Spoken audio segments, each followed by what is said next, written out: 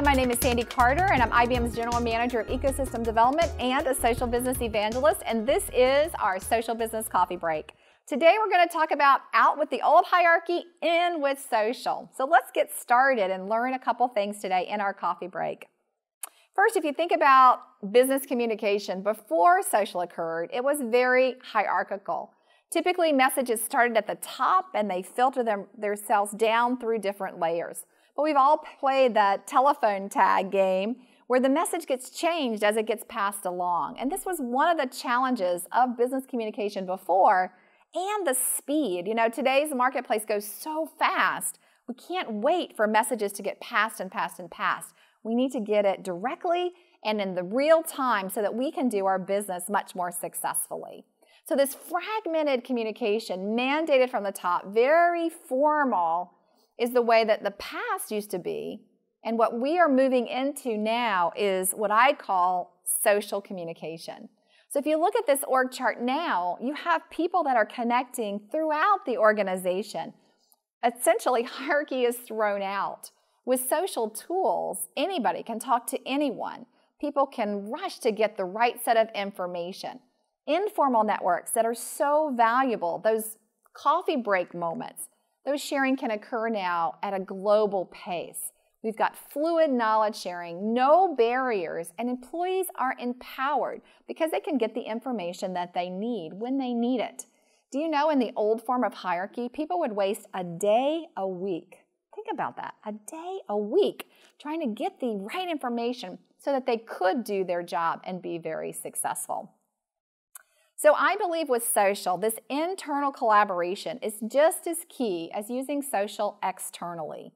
In fact, from our IBM trend study, we found that more companies today are doing social inside their four walls than outside their four walls for this very reason. CEOs themselves call collaboration as the #1 trait that they're seeking in employees. So finding that expert quickly, getting the right answer to a group of people so that they can move forward, and enabling that social learning is a great value of social and one that you can measure the return on investment on. So take a look at one of the great examples I love from one of our business partners, Kumu.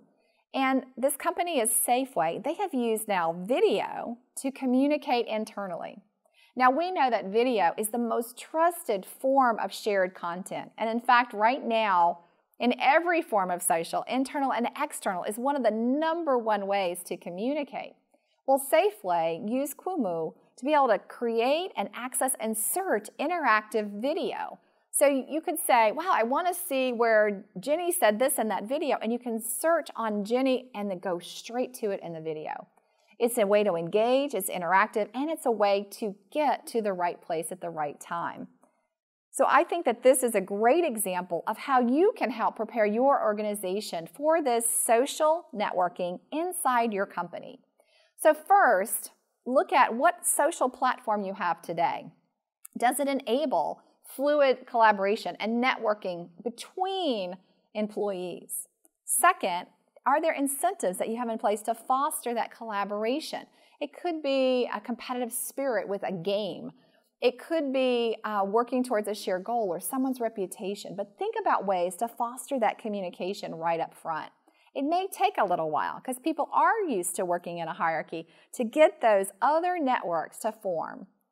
And 3, reimagine how your employees can now do a new suggestion box using new technology like this social platform. You can breathe new life into your company in terms of innovation and generating those great new ideas.